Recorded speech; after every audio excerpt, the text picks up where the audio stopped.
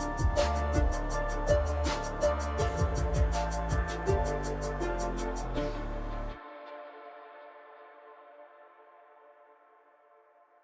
right, everyone, welcome to another episode of Unwrapped.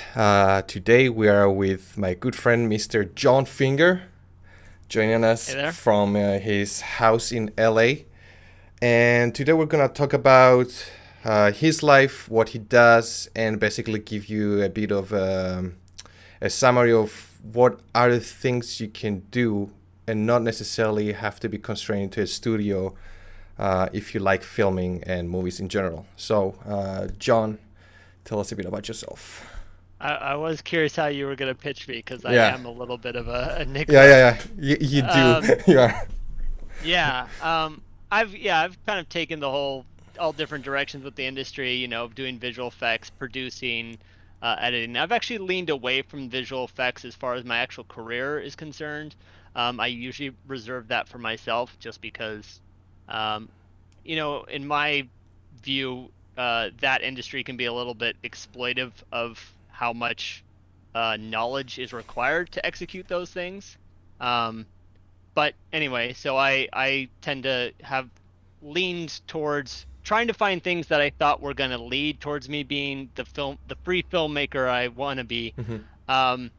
And in the end, I've kind of found a place right now where I do a lot of advising on motion capture, because that's a way that I can use the expertise I've developed but not have it impede on my creative freedom and be able to stop when I stop work and just think about creative and explore ideas and that kind of thing.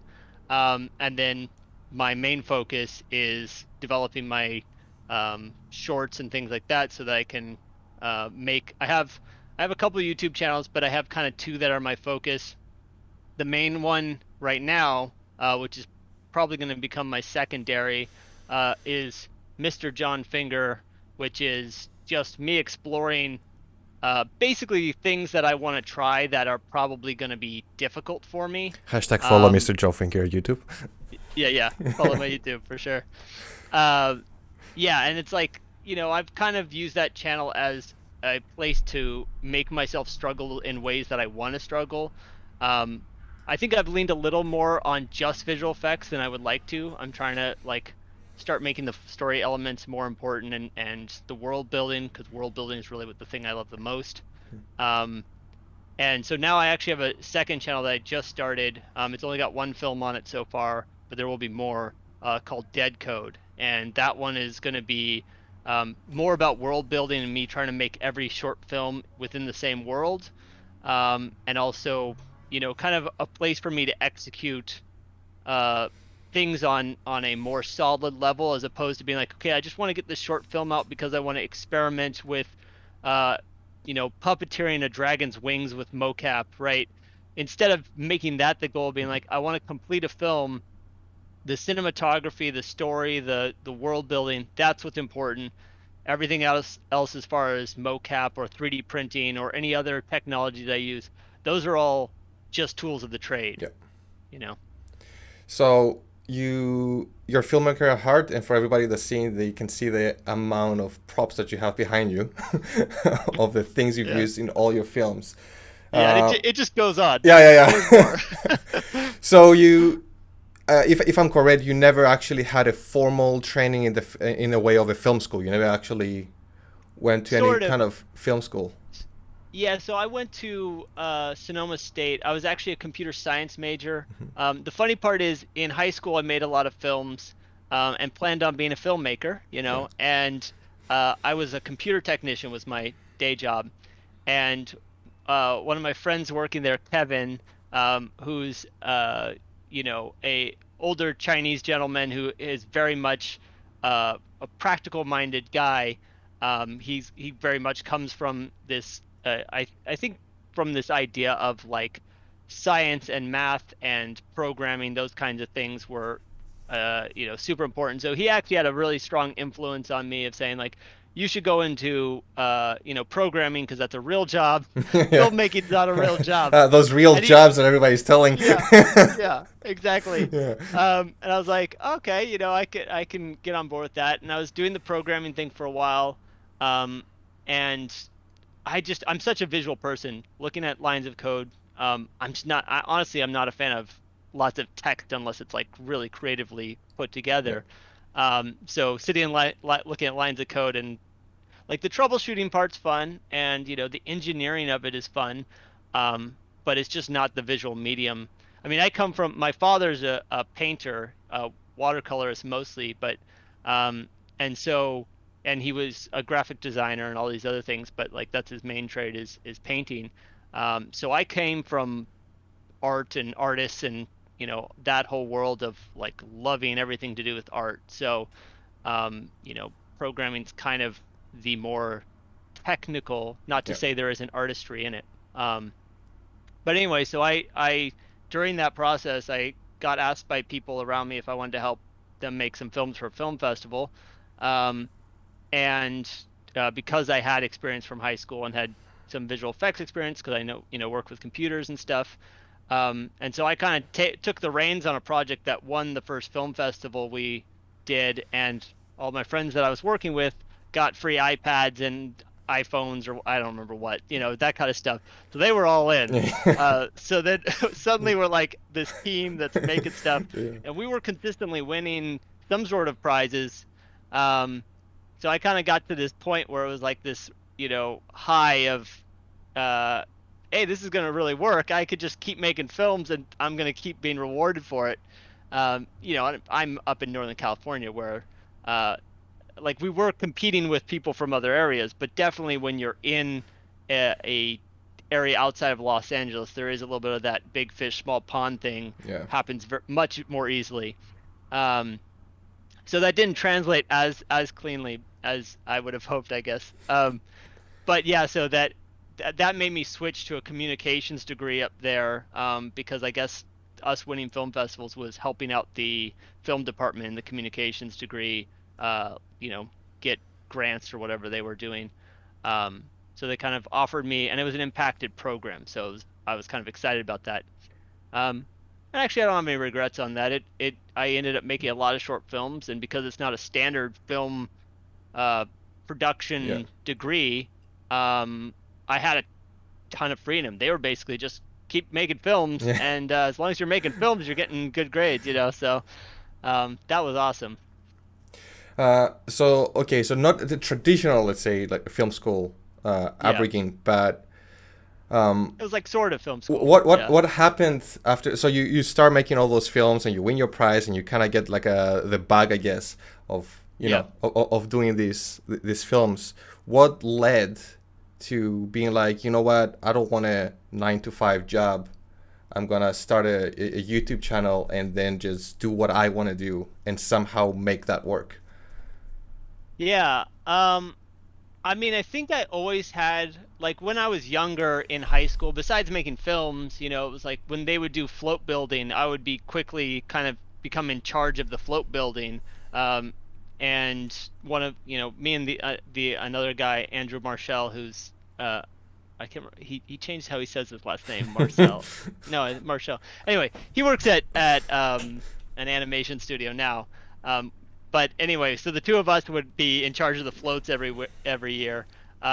So like I already had this feeling of like I really liked being kind of like able to have the bigger vision and bring it all together. And there's a little bit of that rush, right, where you're putting something together with all these different creative people, and you're getting close to the end, and people are like panicking because they're looking and they're like, "Oh my God, this Yeah. is still just a bunch of pieces everywhere. What's the final thing?" And you're like, "Oh no, watch in like a half hour. This thing's gonna be all something."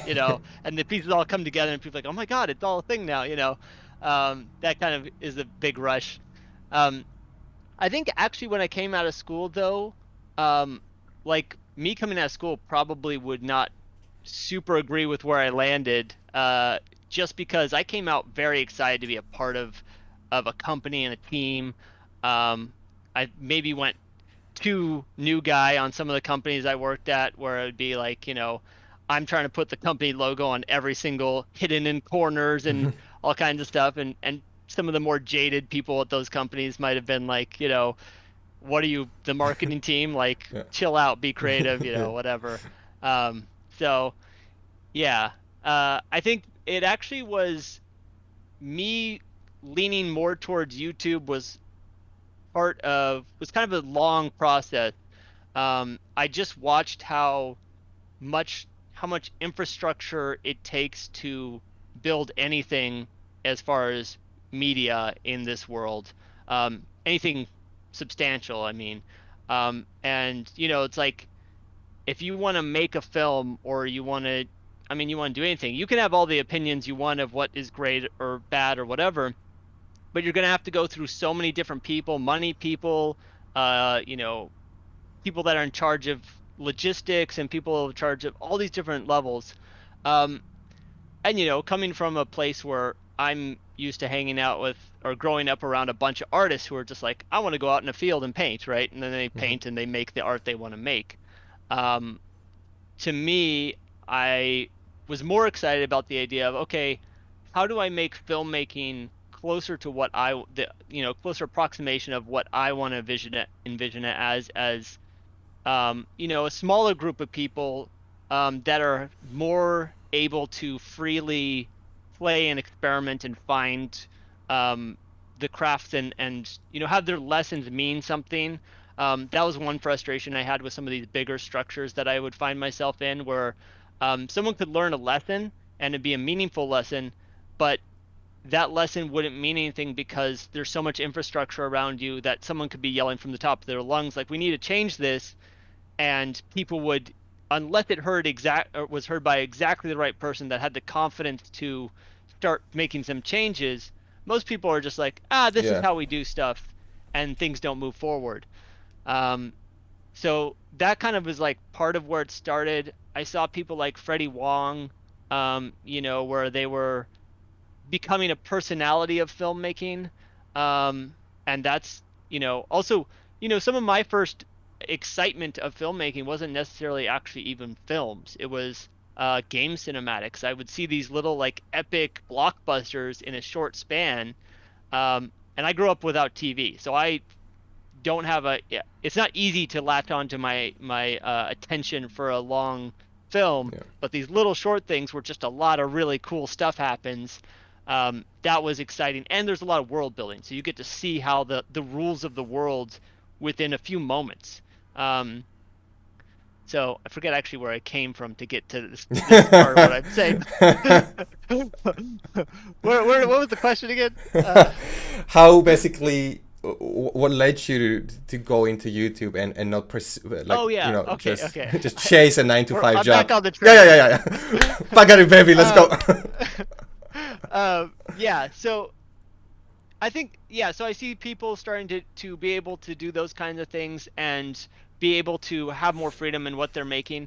Obviously, I've also learned that YouTube can be as much a cage as anything else. I mean, there's a lot of guidelines of what makes something supposedly engageable, right? There's things people will do of like how regularly they post or how much they focus on their thumbnails, or this idea of like a friend simulator where you're trying to make it as friendly as possible so people want to hang out with you for a long time. There's a lot of ideas out there that are mostly not really in the vein of making films. So I tend to latch on to watching people that are figuring out how to make that filmmaking exciting. And I think also I see a lot of people in the film industry overall where they do amazing things, and they are someone that they should have leverage. They should have the ability to like say, look, I've done this, this, and this, and they've been all successful, and I would like to do this amazing thing that has like take a little more risk or whatever.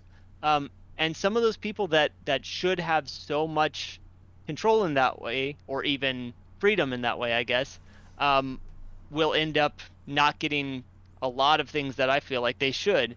And that feels like that's a system that is not quite right. So my hope is that eventually there's a way you can find that place where you can be cinematic, make your longer films or shorter films, whatever length you're wanting in that YouTube space. And then you're also forward facing as far as your personality, or humanity or whatever, so that when you decide you're going to do something, it means something because it's you. Um, you know, Oftentimes it's like something can get lost in the pitch without realizing that like the person doing it has done this and this before or whatever, Yeah. That audience building. Um, what I wanted to ask you that I feel like a lot of people have an issue with, and I'm kind of jealous of you doing it, is that procrastination is a big thing. And not Mm-hmm. only that, being a perfectionist is also like I find one of the traps that filmmakers kind of fall Yeah. into, right? So, like I've seen your videos on YouTube, and you can see a clear progress on all your videos, like from the first one to the last one, and you Yeah. can see the level of quality, in each video, it keep getting better and keep getting better. Yeah. Now, what a lot of people, which I find would not do, is that they will never post that first video. Yeah. They will see it and they will be like, oh, this is not an Avengers Yeah. quality, feature quality, and they will drop it, which I'm also guilty of. And I know a lot of people out there, they don't have that extra push to be like, I'm gonna put it out there, and that's gonna lead to the second one, which is gonna be better, that's gonna lead to the third one, which is gonna be better. How do you approach that Um, mentality of I just want to get it out there? yeah. Um, well, part of it is I kind of view it as my anonymity as a sacrifice I'm making for freedom to explore. So I'm not that, you know, and also I'm not necessarily like, of course I try to, or have times when I've tried to use these things to get jobs or whatever. Um, but I'm not that concerned about what someone thinks per se. I'm more excited about what the lesson I learned. So, I go back and look at some of those short films that I think rationally I should be a little ashamed of in some ways, like not ashamed, but you know Yeah, what I yeah. mean? Like you go look and you're like, where's the story here? Or uh clearly the mocap isn't rigged right on this character because his feet are doing something weird. Or why did he go all wide shots? That's not cinematic at all. He clearly is too caught up in the mocap or whatever. Like different things that I can find easily that I know are issues when reviewing them.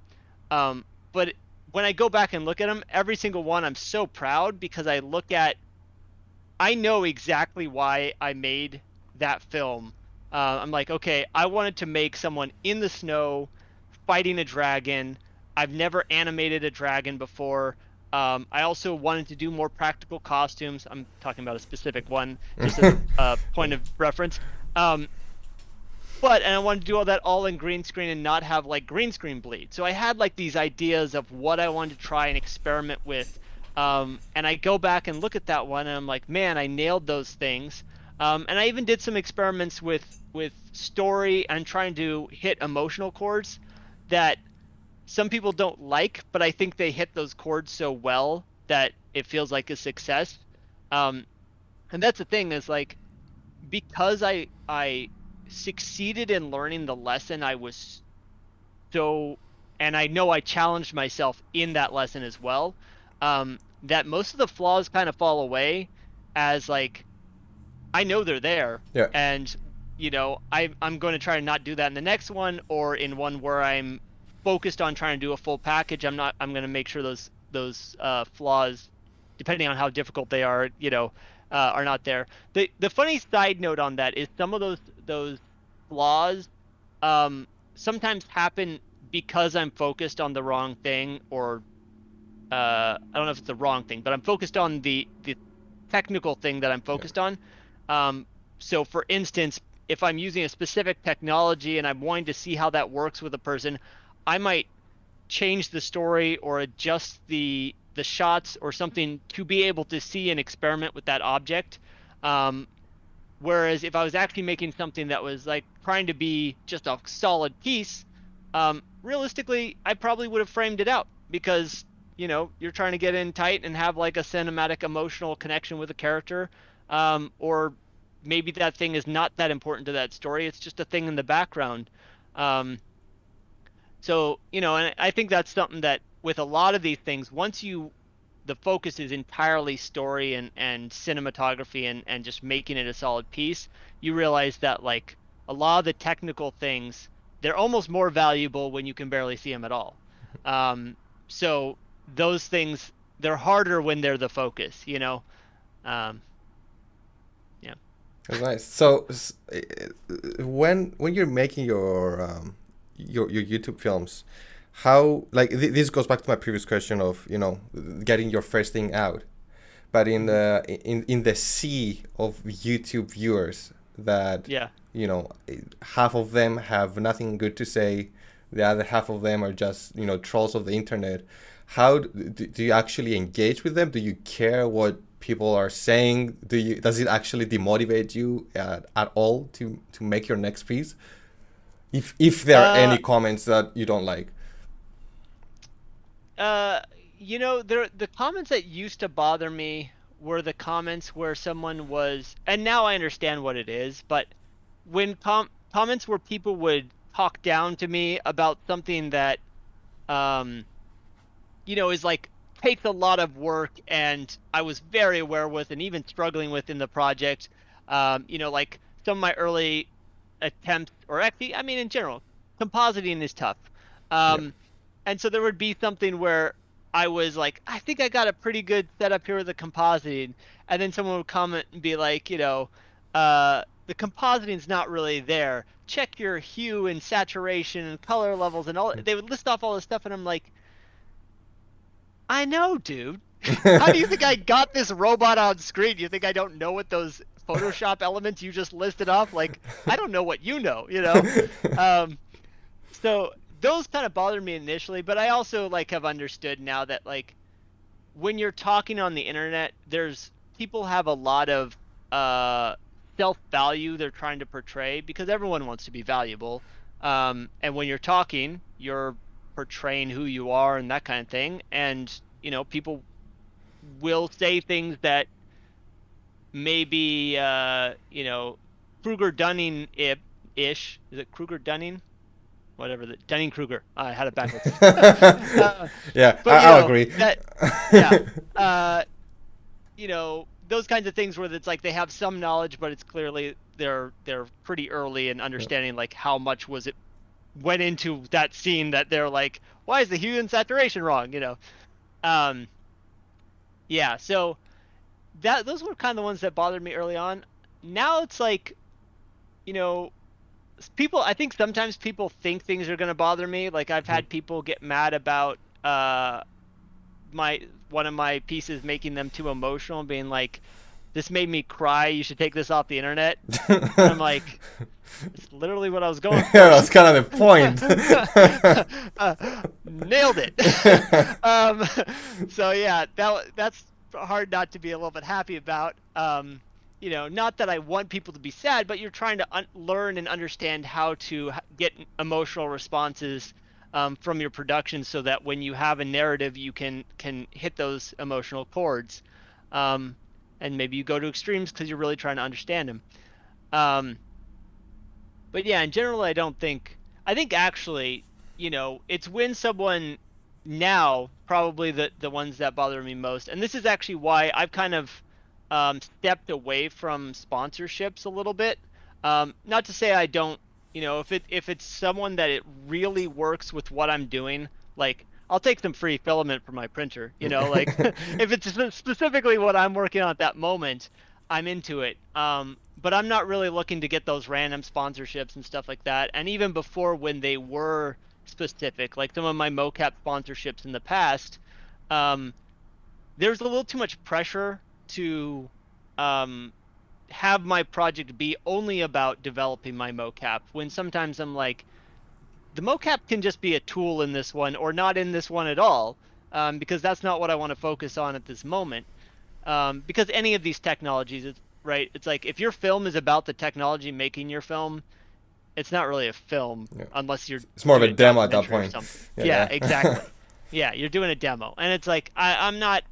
The end goal is not to make demos.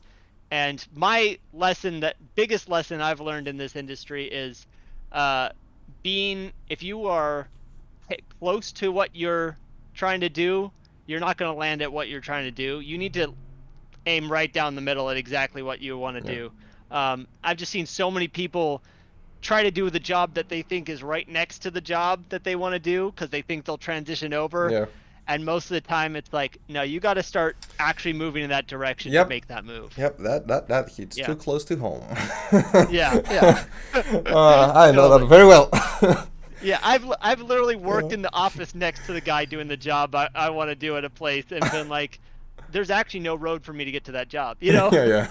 I've won awards at film, like I won an award at a film festival on the Paramount lot, and I was like standing there with my crew, and we were all just kind of like, we have never been so close and so far from something. Yeah. You know, we were just a college film festival. There was no film executives coming in and watching our. They don't care. They're going to go off to Sundance or something, right? So our college film competition we did well at means nothing to them, you know.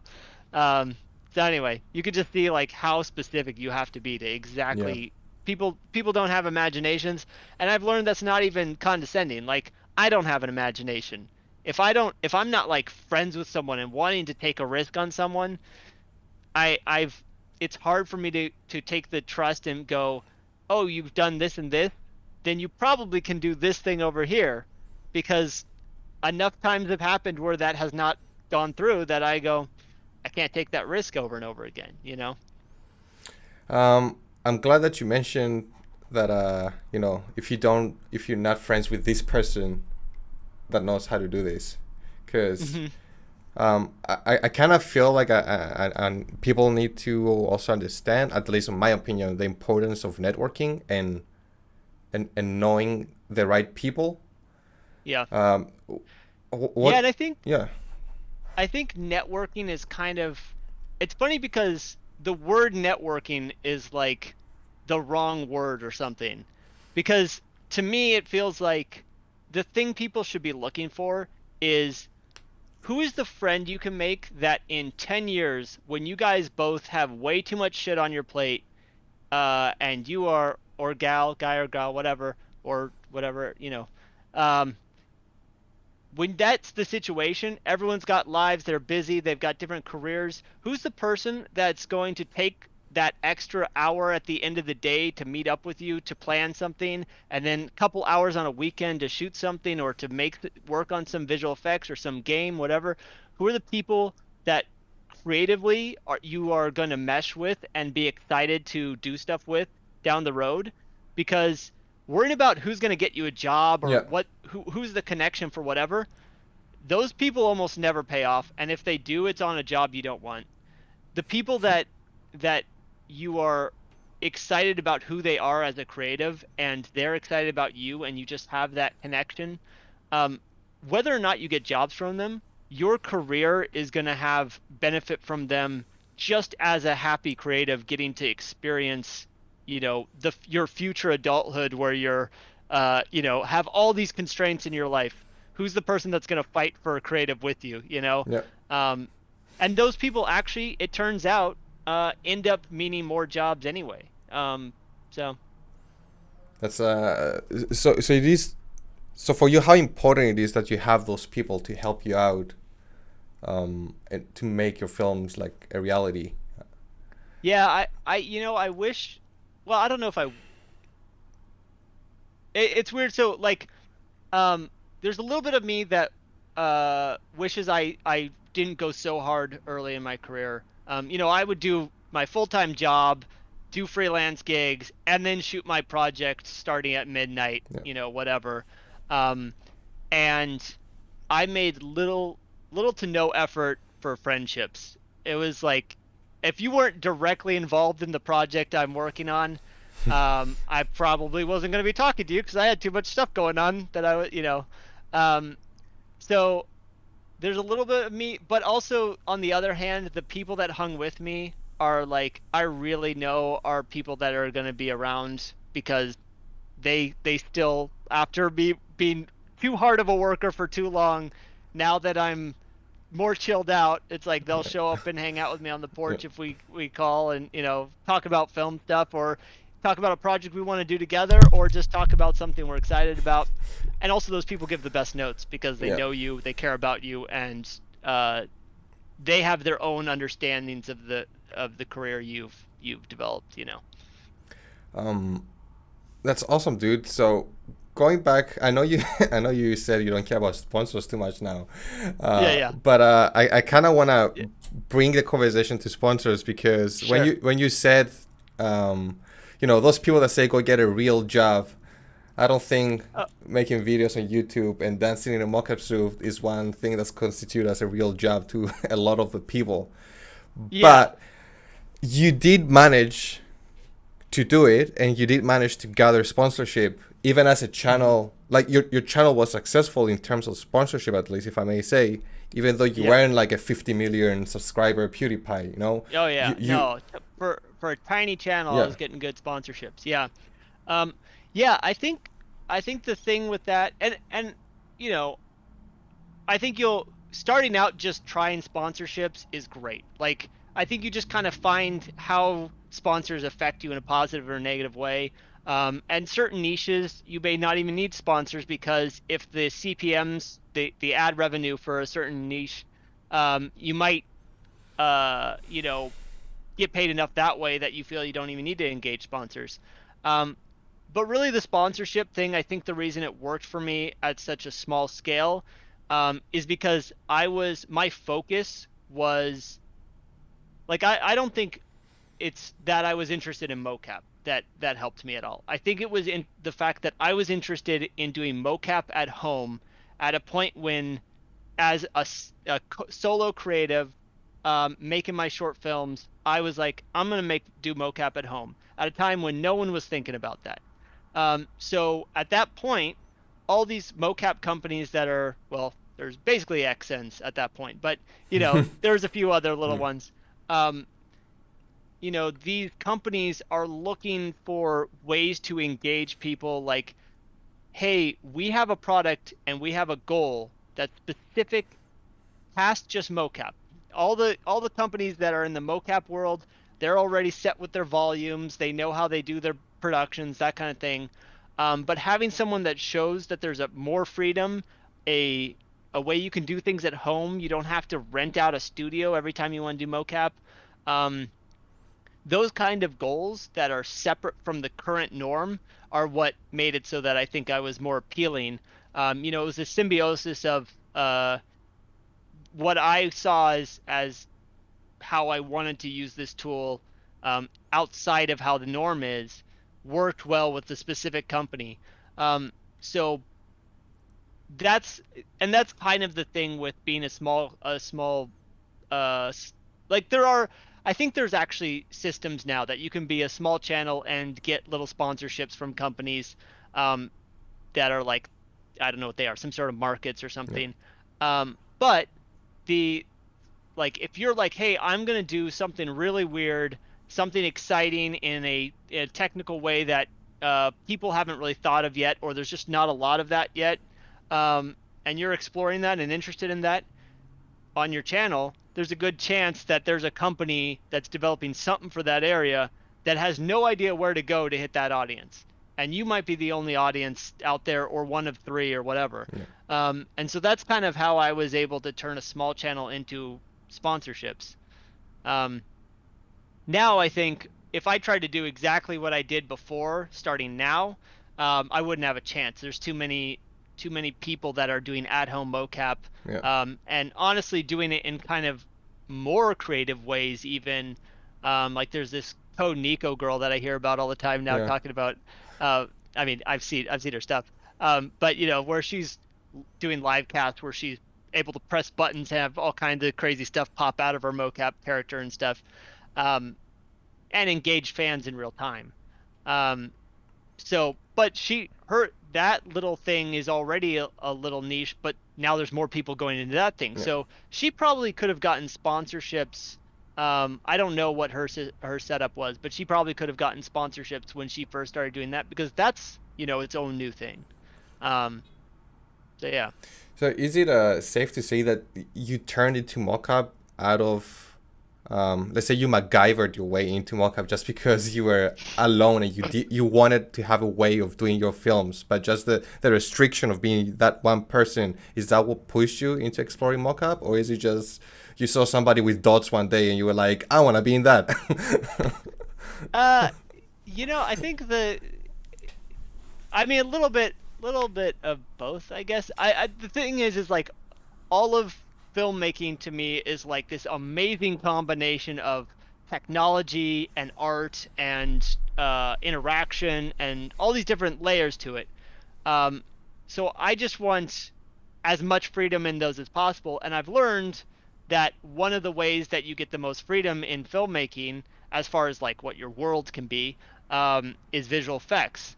And so one of the main limitations I had in doing my visual effects was doing characters was hard. If you're trying to do animated characters, talk about not having any training. I had no animation training. So animation's a pretty rough one for just leaping into and being like, I'm going to just make this character look natural. So that's what kind of got me into mocap. And actually, I had kind of had some interest in mocap in general, just because when I was in college doing that computer science degree that I talked about, one of the things that I was kind of interested in was brain computer interfaces. Yeah. Because I had this whole idea that I was going to make a mod for Half-Life where you could control the points, that basically move points with your mind, because from my understanding that's about how far brain interfaces.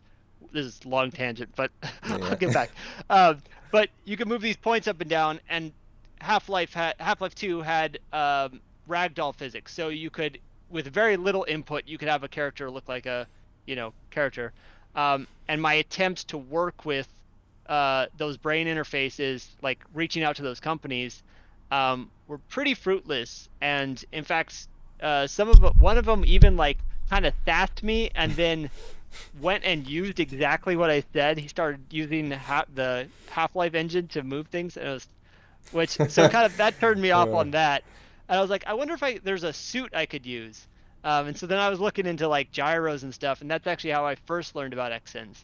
So it was kind of in the back of my head, but I didn't really take it as a filmmaking tool until I was in Los Angeles making films, not having a lot of people to work with quickly, and seeing that I had a lot of freedom in visual effects in other ways. Like my location could be different if I green screened it out. I'm like, well, I could also have a robot or a spaceman or a orc or all these other things if I had a mocap suit. So then I started engaging the mocap suit thing. So with that mocap being said, I want to talk dead code that you mentioned. Now that's like now that's your peak, let's say, of using your mocap into like a more it's not as your previous videos, Mr. Jon Finger, you use your mocap, but it was in a more, if I say, like in a more fun way, like I'm gonna structure this film and let's see what fun I can have with this mocap. But dead code is like everything, there's a reason behind it and you can see it, and it's you in the mocap, right? The robot is you sitting in that suit, and it's not that robot is not necessarily going to be in every episode or anything like that. It's just the same universe. But yeah, I mean, and I'm very, like, I'm conscious I don't want mocap to be the thing of that. Yeah. So as anyone that's following my Instagram's probably seen, I've gotten stuff to get a spacesuit that 3D printed a spacesuit and bought a costume for it. And I got that in order to match a 3D model I have so that I can transition between the CG and the real life character. There's the helmet right there. Can you see it? Where is it? Oh, yeah, there it is, right behind the armor. How's this work? There we go. I'm glad you figured it out. Yeah.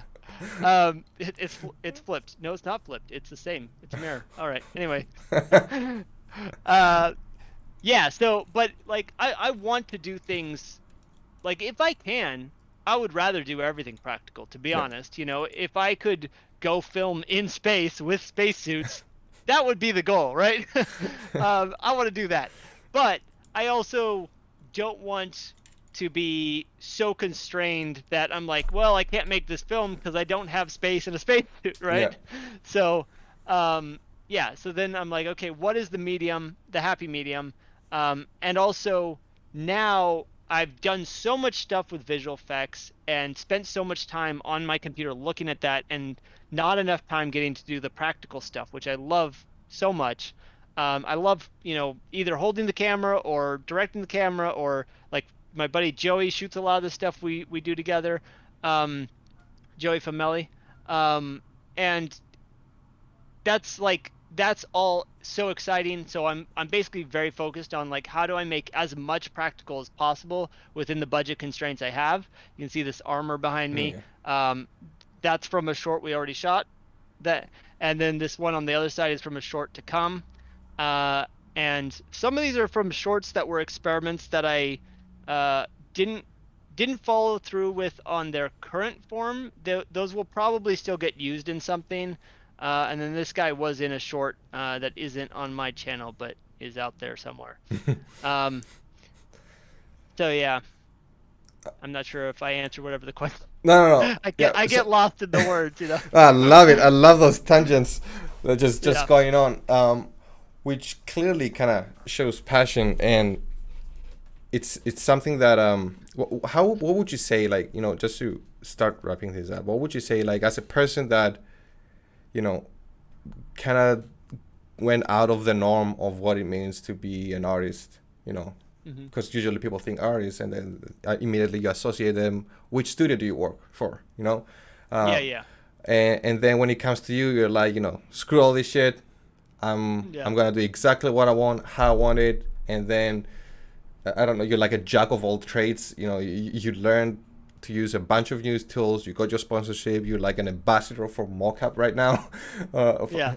and it's something that even people that are working in the industry do not have that commitment to start just doing things.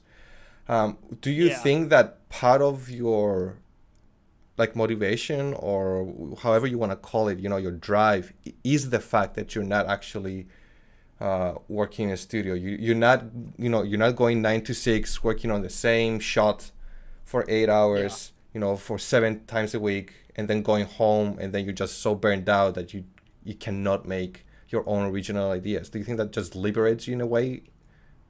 Definitely. I do think it took me some time to get back to the freedom that I had in college or whatever. It is definitely very crushing to have all of your creative going towards um, someone else's idea, and then inevitably the part you love the most is the part they're going to strip out or do Yeah. whatever. Um, so Uh, that can definitely suck a lot out of you. I had a period where I was in between jobs, and I super stressed on like what I was gonna do, wanting to film stuff, but just could not find my like inspiration to move forward. And I was like going for 5 mile walks every day, just trying to clear my head.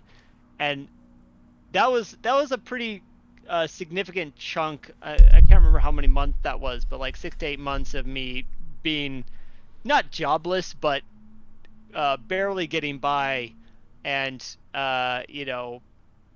thinking about things because I was trying to figure out how to refocus my life. I've had a lot of sessions of refocusing yeah. my life. That one just happened to be the most dramatic, and it happened to be the one where I spent so much time out there just walking by myself that the creative things slowly started coming back, and it stopped being so oppressed that I was like, I can just do whatever, and I can just explore ideas. And um, there's so many rules that we inflict on each other as we become adults and move into the industry, because the industry is telling us what all these rules are, and people around us are telling us what all these rules are, and those can really start putting up walls. You start feeling like, oh, it'd be fun to do this, and then you start to engage it, and you go, oh, but you can't do this and this and this, and you can't do that, and then just start like killing the idea or the inspiration really quickly.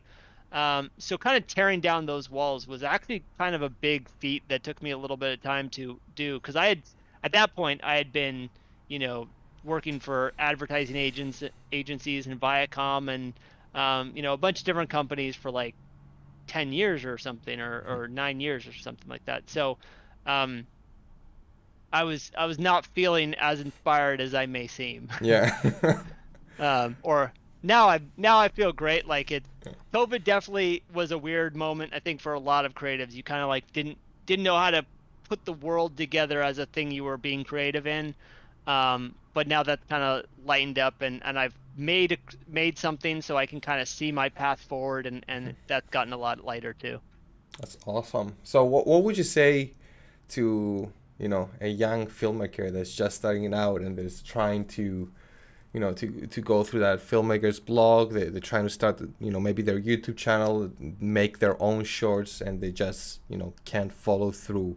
What would be the best advice since all your years doing this thing for I would someone just say, starting out? and a lot of people have disagreed with me, but I would say embrace the idea that people are going to be excited to watch you grow, and uh, you know, think about it, make the focus not that you're trying to get an audience, or you're putting, obviously you're putting out there for the audience, and there's probably some things that you should engage on YouTube if they're easy enough and don't take away from your creative. um, but the main thing initially is probably just to get things out that you are learning lessons from, and learning specific hard lessons, like things that you're like, okay, I need to make, whether it's, literally any part of filmmaking. If you're like, I just need to make the sound amazing, just do a soundtrack for this piece, and just make it amazing on this. Make that the goal. Get that piece out. See how people react, and or even sometimes the best reflection is your own reflection in the eyes of someone else. Yeah. So you could have a whole bunch of comments that you don't disagree with, but the fact that you had to put it in front of someone makes you reflect on it in a different way. Um, and I honestly, like, this is the best time to do that, because in my view, the world is only going to get easier for small filmmakers to make their own films in spectacular ways. The technologies that are evolving right now, if you're starting right now, in 10 years from now, you're going to be able to do pretty much whatever you want as far as filmmaking. You really just need to learn how to make a good film. And that's obviously one of the things that filmmakers overestimate right at the beginning. Yeah, They yeah, all yeah. think we're brilliant Yeah, filmmakers yeah. until you You got to have the tell a thing in bunch of your stories head, that but then you start fail. making it. Yeah. You're like, oh. Yeah, the things you have in your head are like dreams. They don't Yeah, have yeah. gravity. That no physics has to apply. No reality has to Yeah, apply. yeah. It's just a bunch of like colors on a canvas or something. Um, so yeah, once you, like your visualizations of things work better the more you've accomplished. So if Yeah. you've done 100, if you've done one film, your visualization is only going to be so clear or so accurate to reality. If you've done 100, it's going to be that much more. If you've done 1,000, Yeah. you're going to be pretty close to nailing it on what you're wanting to make, Yeah. or at least nailing your process of, visualization. Awesome, dude. Thank you very, very much. That was great. Yep, Don't blip my that, pleasure, YouTube. dude. Yeah, Uh, yeah. and for I'll people give you that YouTube links. for the people that want to get their hands on some mocap for their studio home, where can they go? Since you seem to be the master of Yeah, I mocap right mean, now. I yeah, I'm working with Rococo right now. They're the company that I kind of latched onto. They were my second round of sponsorships. I went with them, and then when I stopped doing sponsorships, they asked me if I would come and help advise people on using their suits. And I chose them because they're the bang for the buck is really incredible. You're just getting, a suit that can do 90% of what most of the big suits can do. Sometimes you have some of the edge cases, you'll have to do a little hand animation or do some adjustments to make it work for you. But for most things, you can do incredible stuff with that suit, and it's super cheap, and you works on your Wi-Fi and stuff. So I'm a big fan of their technology, and then also just once I've worked more closely with a company, seeing what they're doing internally as far as their advanced like future technologies that are going to just be added to the suit's capabilities, um, that stuff is all in line with what I think is going to be meaningful and important to this progress of filmmakers having more power as creatives. Yeah. Um, so I'm just really stoked on what they're doing. So now I'm working with them. Awesome. Well, thank you very, very much, John. And thank you to everyone that's watching this video, all 30 of you. Hopefully you enjoyed this. 30,000. Yes, 30,000. Hopefully you've enjoyed this or learned something, or, didn't. I'm not your mom. Please follow Mr. Jon Finger. See Dead Code. Check out Rokako's mockup, and we'll see you on the next video. Thank you very much. Thank you, John. See ya.